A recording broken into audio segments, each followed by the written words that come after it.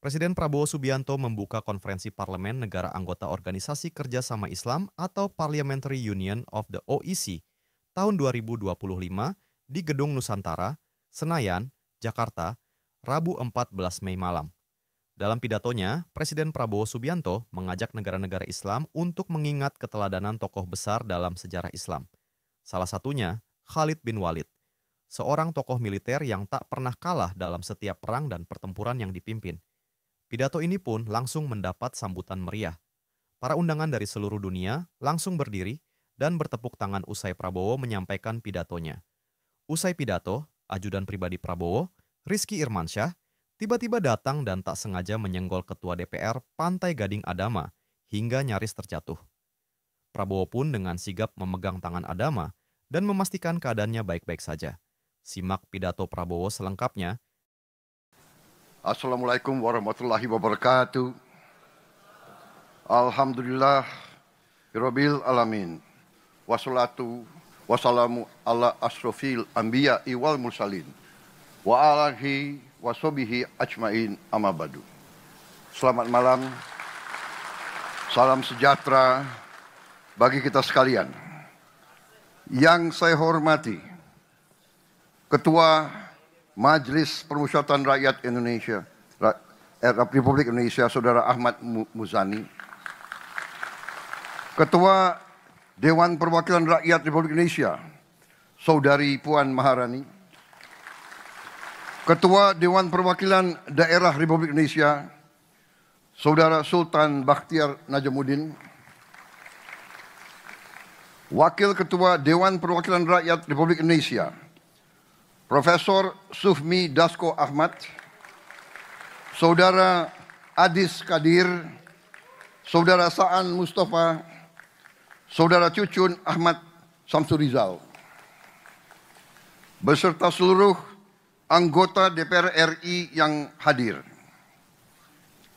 para ketua dan wakil ketua delegasi parlemen anggota, Speaker of the Council of Representatives, President of the National Assembly of Ivory Coast, His Excellency Mr. Adama Bictogo, President of the National People's Assembly of Algeria, His Excellency Mr. Ibrahim Bughali, Speaker of the Council of Representatives of Bahrain, His Excellency Mr. Ahmad Al-Musalam, President of the Transitional Legislative Assembly of Burkina Faso, His Excellency Mr. Bougouma Ousmane, Speaker of the Islamic Consultative Assembly of Iran, His Excellency Dr. Muhammad Bagher Khalibaf, Speaker of the House of Representatives of Malaysia, His Excellency Tan Sri Datuk Johari bin Abdul, Chairman of the Shura Council of Oman, His Excellency Mr. Khalid Hilal Nasir Al-Ma'awali, President of Majlis Ash-Shura of Saudi Arabia, His Excellency Mr. Abdullah bin Muhammad bin Ibrahim Al-Sheikh, para pimpinan Parlemen Negara Islam yang hadir, para duta besar negara sahabat yang hadir, pimpinan dan perwakilan organisasi internasional yang hadir, para hadirin semua yang saya hormati dan saya muliakan, rekan-rekan media yang saya hormati. Pertama-tama, izinkan saya menyampaikan bahwa undangan ini, di mana saya diminta berbicara di hadapan majelis yang penting ini, adalah kehormatan besar bagi saya sebagai Presiden Republik Indonesia. Hari ini saya berbicara dengan wakil-wakil dari seperempat manusia yang ada di bumi ini. Saudara-saudara adalah wakil-wakil dari seluruh umat Islam, dari negara-negara Islam di dunia. Karena itu, ini adalah kehormatan yang sangat baik bagi saya. Terima kasih atas kehormatan ini. Pada hari yang baik ini, di tanah Jakarta yang hangat, saya menyampaikan rasa syukur dan kebanggaan bahwa Indonesia dipercaya menjadi tuan rumah sesi ke-19 Perkumpulan Parlemen Negara-Negara Islam, Parliamentary Union of OIC Member Countries. Sekaligus merayakan peringatan 25 tahun berdirinya organisasi ini. Perkumpulan Parlemen Negara Islam ini lahir dari kesadaran bersama bahwa dunia Islam membutuhkan wadah kebersamaan antara lembaga parlemen dalam menghadapi tantangan global dan untuk membela kepentingan umat Islam dimanapun. Sejak dibentuk pada tahun 1999, Perkumpulan Parlemen Negara-Negara Islam bertekad menjadi jembatan diplomasi parlementer yang memperkuat solidaritas, menyuarakan keadilan, dan menghadirkan solusi-solusi bagi masalah-masalah yang pelik dalam kehidupan global. Dalam hal ini dan dalam dunia yang kini tengah dilanda polarisasi, konflik, saingan antara negara-negara besar,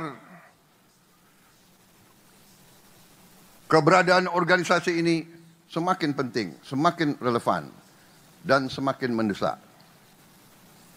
Lebih dari itu, izinkan saya menegaskan bahwa konstitusi negara kami, Undang-Undang Dasar 1945, secara tegas mengamanatkan kepada bangsa Indonesia untuk turut serta dalam menjaga ketertiban dunia yang berdasarkan kemerdekaan, perdamaian abadi, dan keadilan sosial. Ini adalah kompas moral dan dasar pijakan utama kebijakan luar negeri bangsa Indonesia.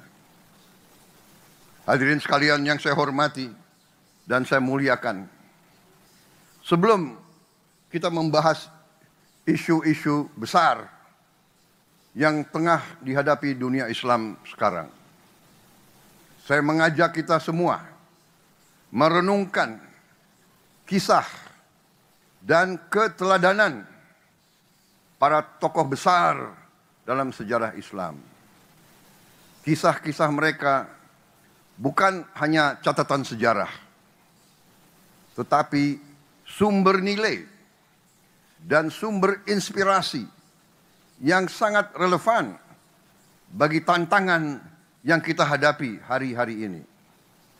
Kita bisa belajar dari keberanian mereka, keteguhan mereka, kecerdasan mereka dalam membela kebenaran, dan keberhasilan mereka dalam membangun peradaban. Salahuddin Al-Ayyubi, penakluk Yerusalem, mengajarkan kita tentang keadilan dan kebesaran hati saat berhasil merebut kota suci dari tentara salib. Ia tidak membalas dendam. Ia bahkan memberi jaminan keamanan bagi musuh-musuhnya. Beliau memberi contoh selalu melindungi yang lemah, selalu melindungi yang tertindas. Di dunia yang masih banyak diliputi kebencian dan kekerasan, keteladanan ini menunjukkan bahwa kekuatan sejati seorang pemimpin adalah kasih sayang, rasa kemanusiaan, dan tekad untuk selalu melindungi yang lemah. Khalid bin Walid, simbol pengabdian total bagi umat Islam. Seorang tokoh militer yang tidak pernah kalah dalam setiap peperangan dan pertempuran yang ia pimpin. Tidak ada satupun pertempuran yang ia kalah. Namun ketika diminta turun dari jabatannya, ia menerima keputusan itu tanpa ragu-ragu dan patuh kepada pemimpin dan kepada umatnya. Keikhlasan ini menunjukkan kepada kita bahwa kekuasaan bukan tujuan, melainkan suatu amanah, suatu pelajaran penting bagi kita semua yang memegang peran kepemimpinan hari ini dimanapun. Saudara-saudara, Umar bin Khattab membangun pemerintah yang adil dan efisien.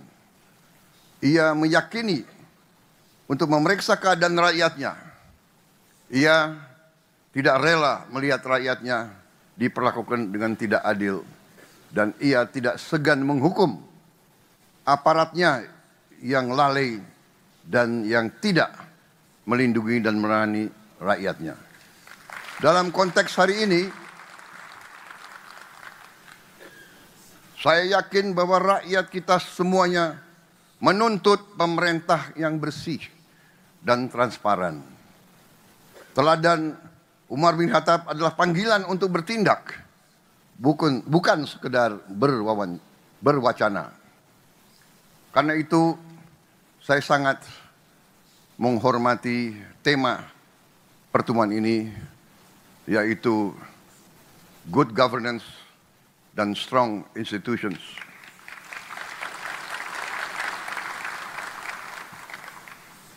Tokoh lain dalam sejarah Islam yaitu Muhammad Al-Fatih, penakluk Konstantinopel di usia 21 tahun. Simbol dari pemimpin yang menggabungkan ilmu pengetahuan, sains, iman, dan visi. Ia mempersiapkan penaklukan bukan hanya dengan kekuatan, tapi dengan teknologi, logistik, dan moral yang tinggi. Ia menunjukkan bahwa pemuda Islam bisa menjadi pemimpin dunia jika dibekali pendidikan dan keyakinan yang benar. Hadirin yang saya muliakan, beberapa hari yang lalu saya mendapat kehormatan berbicara di hadapan parlemen Turkiye di Ankara. Dalam forum itu saya menegaskan kembali komitmen Indonesia, komitmen bangsa Indonesia yang tidak akan pernah surut, tidak akan pernah berhenti dalam membela hak rakyat Palestina untuk merdeka.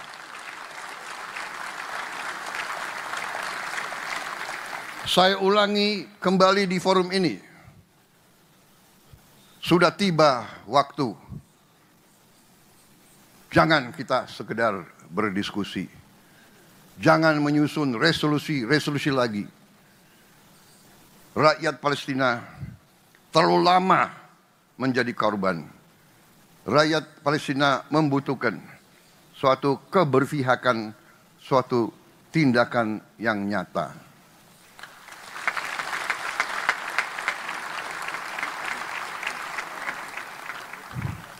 Indonesia akan terus berdiri bersama Palestina.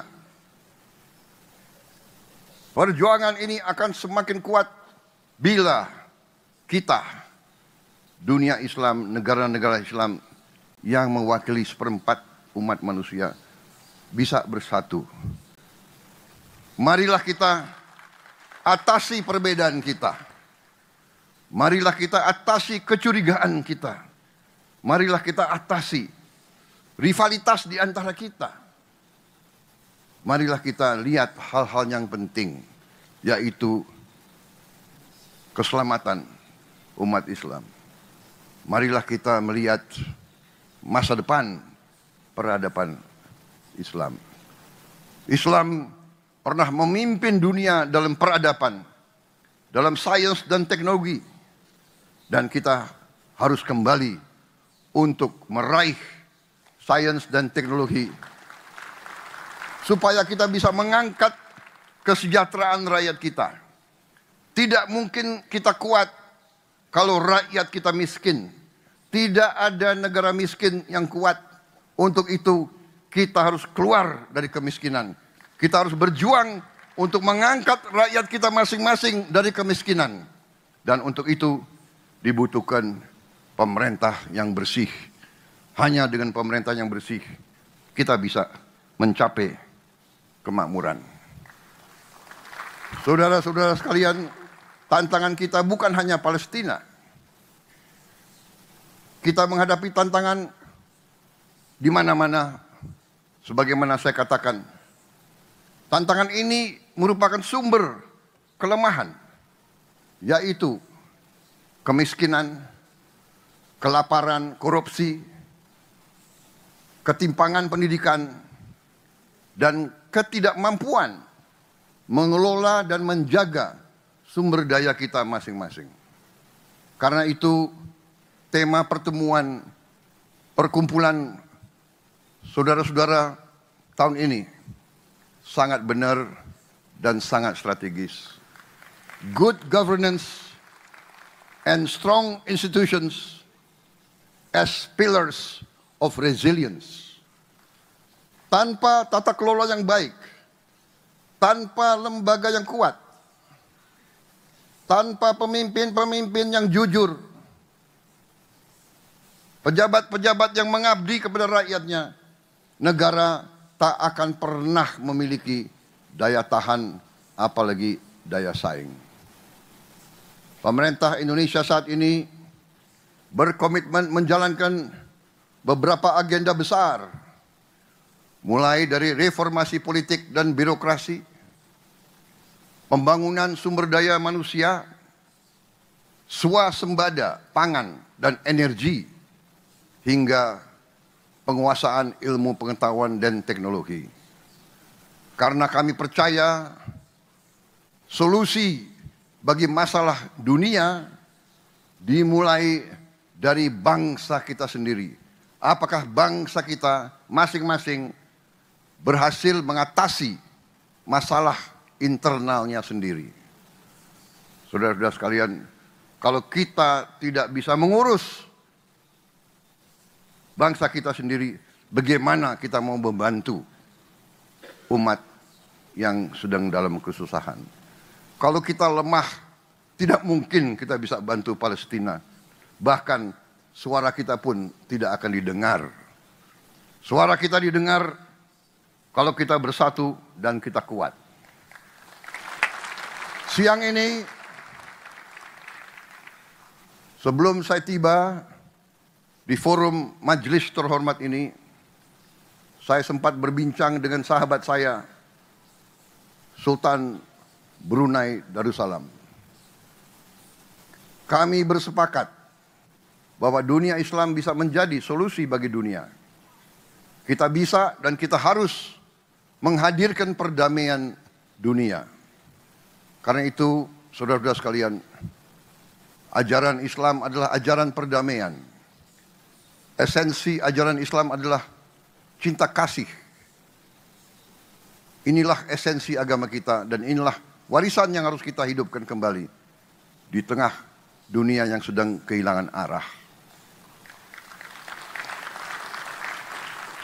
Tetapi walaupun kita ingin perdamaian,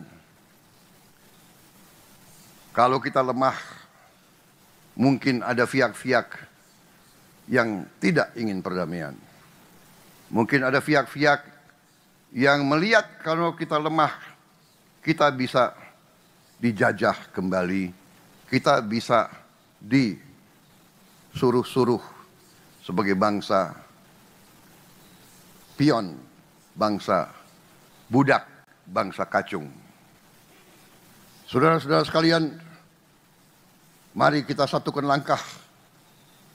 Kita hidupkan kembali semangat-semangat tokoh besar kita. Kita buktikan bahwa Islam hadir sebagai rahmat bagi semesta alam. Saudara-saudara sekalian, marilah kita merapatkan barisan kita, atasi semua perbedaan kita, melangkah ke depan dalam persatuan. Terima kasih. Wassalamualaikum warahmatullahi wabarakatuh. Salam sejahtera bagi kita sekalian. Salam salve om, santi santi om, nama budaya. Salam kebajikan, rahayu rahayu. Terima kasih. Mr. President, we invite